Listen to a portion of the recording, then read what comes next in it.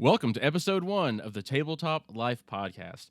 My name is Matt, and I'm joined, as always, by my great co-host, Michael. Hi. So, Michael, tell us a little bit about Tabletop Life. Well, what we're trying to do is just have another medium where people can get a good review of games. Because there's a lot of content out there, but it's just best to hear it from all sides before you make a purchase on a new game. Very true. And one thing I think that lends our podcast some credit, we come from very different perspectives. Michael is a board game fanatic. I should say this lightly. He's going to give you a very expert opinion of these games. If you play board games a lot, or tabletop games, I should be more precise, you're going to appreciate his detail and his experience. I, on the other hand, am going to be a very reliable metric at how to measure your friends who don't normally play tabletop games, the novice category, but who you want to invite over maybe to round out that 4-player game you need. You know, I can give you some perspective on that because I enjoy playing the tabletop games, but I will by no means qualify myself as an expert. Yeah, and we'll be playing all types of games. I mean, we'll be going from beginner games to more of your expert games that have a lot more depth to them. So if we have a game that has way too much depth, maybe I can help you out with that and say this may not be the one to invite, your friends over for. Exactly. So let's talk about the game that we played this past week in preparation for this episode. The game was Lost Cities, the board game. It is published by KOSMO Games. It is a game for 2 to 4 players, ages 10 and up. Each round lasts between 30 and 60 minutes, depending on your experience and how familiar you are with the mechanics of the game. You'd play 3 rounds, and your points carry over between the rounds. And most games probably wouldn't be your 60 minutes to a round. I mean, even at us, we played, and we talked a lot. We played about 30 minutes around, maybe 45 minutes around. And we were trying to teach a couple new people how to play. If you're really experienced in the game, I would say you could get through a whole game in probably an hour. I would agree. The 60-minute, we had, maybe our first round was 60 minutes, again, and that was teaching 2 people how to play. Yeah. So I would say that maybe your first round's going to be longer, but they're going to dramatically drop down once you know the rules. It's not a very long round. And me and my wife have played a 2-player game, and we had it done in about an hour and 15 minutes. So, Michael, tell us the rules. How do I play Lost Cities? Well, each round consists of 2 actions. You will play a card, and then you will draw a card. Pretty straightforward. To play a card, you will either play one in front of you to play towards your path, or you will discard one of your higher cards if you don't have a lot of similar colors in that one. And there are 5-colored temples, so to speak, that you can go on. And each of these is almost like a separate game board on its own. Has its own treasures, its own point values, and you can have up to, if you choose, 5 different characters exploring all 5 paths. Yes, you could. And the way the game's played out, with the first 3 steps being negative points, strategically you'd probably be better off only picking 2 or 3 paths initially to start out on to make sure that you get a good point value at the end of the round. That's true. A rookie mistake that I made on our first round was I branched myself way too thin and had that problem because if you don't advance, at least, again, I think it's the 4th step in, you said? Yeah, 4th step, you score points. You lose points. So you could literally, you'd be in the hole after the first round. Not a good place to be. And we're talking about a game that at the end of the 3 rounds, it might be separated by 10 to 20 points. So 5 or 10 points here and there is pretty major. Now, what about on the way? There are multiple points to try to get to, or ways to earn points. Tell us about some of those. There's 3 different event tiles in the game. There's artifact tiles, victory point tiles, and arrow tiles. The arrow tiles will allow you to move up 1 path without laying a card. It's almost like a free pass.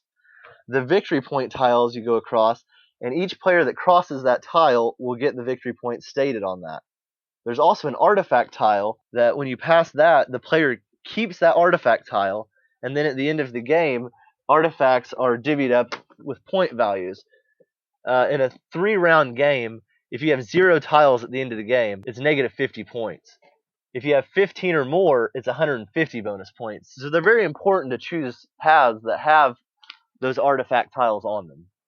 A rookie mistake is to look at the points themselves and not pay attention to the tile. One of the rounds we played, another player had, I think, 5 of the treasures. Yeah. And just murdered us. Yeah. It won the game. I mean, she ended up scoring 75 bonus points and only won by like 80 points. So that was pretty major. So that's how treasures can impact this game significantly.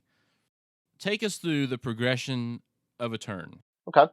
When it's your turn, the player plays a card. You can either play a card to start a new path, or you can discard a card face up that everybody else can draw from when it's their turn to draw. You do one of the 2 play items. Either play a card to start a path, or proceed down a path, or discard. After you play a card, it's then your turn to draw a card. You either draw one from a deck that is face down and is a completely random card, or you can draw from one of the face up cards that's been discarded on the game board. So every turn, no matter what you do, you're going to be drawing one card and discarding one. Yes. Every turn. And once everybody gets into the rhythm of that, that's when the game starts to really flow along. With only 2 actions, it can really speed up a game. Yeah, that really breaks down. I mean, it's not a complex game at all. At all, no. And we mentioned there are 5 paths you can take. And we mentioned the points tiles and the skip a tile tiles and the treasures. Those are distributed randomly at the start of each round. Yeah, each game you redistribute those tiles, and that gives the game a lot of replayability. A lot of games don't have that. This one does. It makes it, while you're playing the same game, it does mix it up enough to make it enjoyable to play it again. So, Michael, how does one end a round? So a round is ended when 5 players have crossed onto the 7th stone of a path. Once 5 players have made it to that 7th stone, the game ends. The game will also end whenever the draw pile has been depleted. And, again, a very simple game. The 7th tile he speaks of is notated by a little bridge on the board itself. So it's very easy to know once 5 of the characters have crossed that bridge area, ends the round. Yes, and that 7th tile is only worth 30 points. So when you think about that, the first tile is negative 20 and the 7th is 30, that makes it even more important to really concentrate on a few paths. Yeah, you could have 2 players and conceivably beat someone who has 4 out there easily, actually, because they have to work much harder. Easily, oh yes, easily. And if you would have your researcher make it all the way to the end, which is worth 50 points, that would double it. I mean, there's 100 points right there. When you're talking, most people get between 100 and 120 points around that do good. That's pretty major. It just, if you get 1 token to the end of the board, that's pretty major. And just to reiterate, there are 5 characters you get, 5 little statues. The researcher is the larger. There's 4 of the smaller ones. They're called explorers. And then there's 1 large figure that is the researcher. And the researcher is the one he speaks of that's worth double the points. Yep. Now, does the researcher also get... Not all points are doubled by the researcher, correct? No. The only points that are doubled by the researcher are the points that are on the tile. Your victory points do not get doubled, and nothing else gets doubled. You don't get double artifacts or anything like that. You just get double the points that are on the board. All right, so now that we've explained how to play the game and kind of how the flow of a round goes, let's talk about the game itself, how fun it is to play. It's a great game. It really is a lot of fun. I completely agree. We had 2 beginners play with us, and we picked it up within an hour, and everybody was having a good time, and it really flowed along after that. It's not so complex to where you get bogged down and there were a couple of little things that I forgot a few times, but overall, again, with 1 explainer round, I was diving through it and I felt playing fairly competently, and it was fun. I mean, you don't have to, it wasn't too much management. Some games you get overwhelmed with keeping track of, you're rolling dice for this and dice for that, and you have these characters and these cards and attributes. This is very straightforward. Very straightforward. It's almost like a classic quote-unquote board game where you have a character and you're moving that character along a board. Yeah, it really comes down to card management in your hand. The only thing that people were having a hard time grasping was that you have to play your cards in ascending order of equal or greater value. One person in the group thought that the cards had to be from the original card, which it does, but you also play off each card laid. You don't just start off the original card. That's is an important game metric to mention. Every card you draw from the deck has a number on it. And once you play and they go from 0 through 10. Once you play a 2 card, for example, in that color scheme, there's 5 color schemes for the 5 temples. They're all color coded. You can no longer play a 1 or a 0. No. You can only play a 2 or higher. And there are multiple numbers of, so there's multiple 2s, multiple 3s, and so on and so on. So you have to really, if you are, say, halfway through the green ladder, you got to manage, if I've got a 6 or a 7, that's not too bad. But if I've got a 10 and that's the only card I've got, I can only get maybe 2 more spaces if I play that. And I'm stuck. I mean, that path is going to be done for me. Yes, you really have to manage those cards right. And not only manage the cards, but manage the people as well. Like we said, you can't spread them across the board, and you really need to concentrate on getting the researcher highest on the board as possible. The person that usually dominates this game in our group, that's the first person they concentrate on. They get the researcher to the 50-point mark, and then they start worrying about everything else. And they get the researcher on the best track. Depending on how many treasures or bonuses are on a certain path, the researcher can make your round or break your round. Yes, and you also want to start a researcher. If you have a lot of cards of that color in your hand, you wouldn't want to start a researcher if you have one blue card, we'll say, and it might be full of the arrow tiles that would skip you to the end, but if you're only going to get 1 or 2 blue cards the rest of the round, you're still going to be stuck in negative points. So the other interesting mechanic that we ran into was you can, if you have, again, you've ran into this problem where you can't play more cards. So if you are at a 5 and say you draw a 3, that card is useless to you. You can discard it into that pile, into the pile of that color. A temple gets it out of your hand instead of, you do that in lieu of moving a character. But other people can pick that up. It is easy as a novice to get into the habit of draw 1 from the stack, play 1. And to forget those are there. And those are game changers. Well, yeah, I mean, if you're 6 or 7 stone and you're stuck on a 7 or 8 and someone discards a high 9 or 10 that they don't think they could ever play, you just moved yourself up 1 free spot. That is the biggest management mechanic that I noticed, again, as a beginner, was players who excelled really kept their eye on what was being discarded and, were there to get it. And there's also 2 of every card in the deck. So if someone plays a 0, it doesn't necessarily mean that they're out of zeros. There's going to be 2 of every card in the deck, which that adds a little bit more strategy to it. If you see one played, it's not coming up. You can't sit there and wait on it all day. It's going to be gone. Waiting is another issue because, again, I would not consider this a complex game. But another thing to watch out for is with that mechanic of 5 players crossing the bridge ends the game, you can have 2 or 3 players lined up getting ready to cross.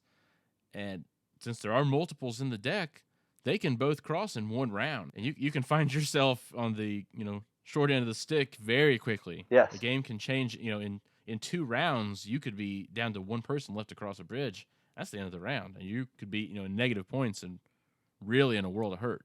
Yeah, the one player in our group actually had the researcher in negative and was going to hit an arrow and bump forward a spot, and the game ended before it got back around to her.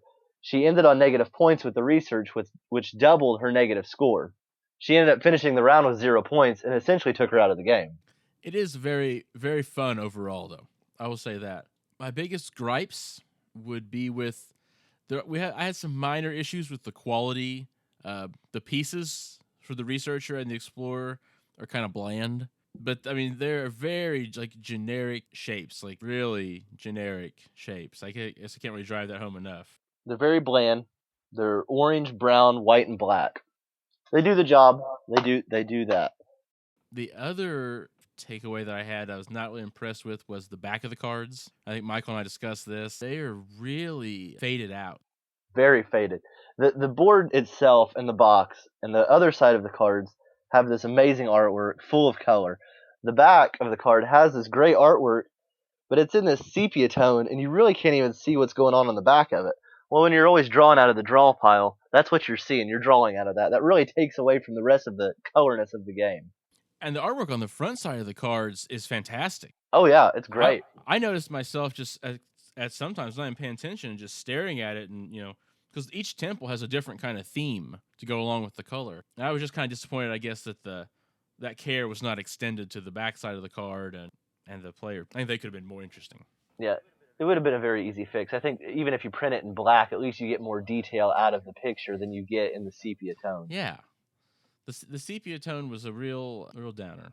Really one of my only few complaints of the game, really. Yeah, and it doesn't. I gotta say, neither one of these minor things detract from the gameplay at all. So it's very easy to identify whose player is whose, and the cards. I mean, you're not going to mistake one side for the other, obviously. No. So they don't take away from the fun of the game at all. No, it's surprising with as much detail that is in all of the bonus tiles and everything, and the table itself and the box. It's just surprising that it went with that choice on the cards themselves. But again, overall, really fun. Definitely, if you're in the market for a kind of Indiana Jones themed, Tomb Raider themed kind of game, it scratches that itch. Yep, it's best of both worlds. You get card game and you get a board game. We played with 4 players, and again, it didn't take too long. It was fun. You know, everybody was having a good time. You played with 2 players. Would you say the experience is much different?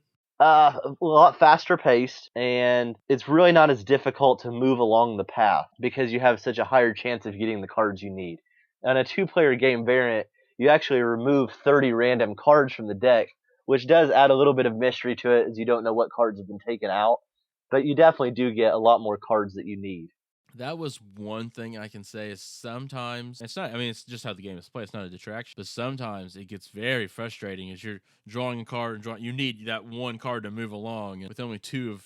And with the cards, increasing in values to move, and with only 2 of them in there, sometimes you just get stuck. There's nothing you can do. Sometimes you just have to make a gut call and go with a big card. The first time I played this with my wife, I started on a path with a 7.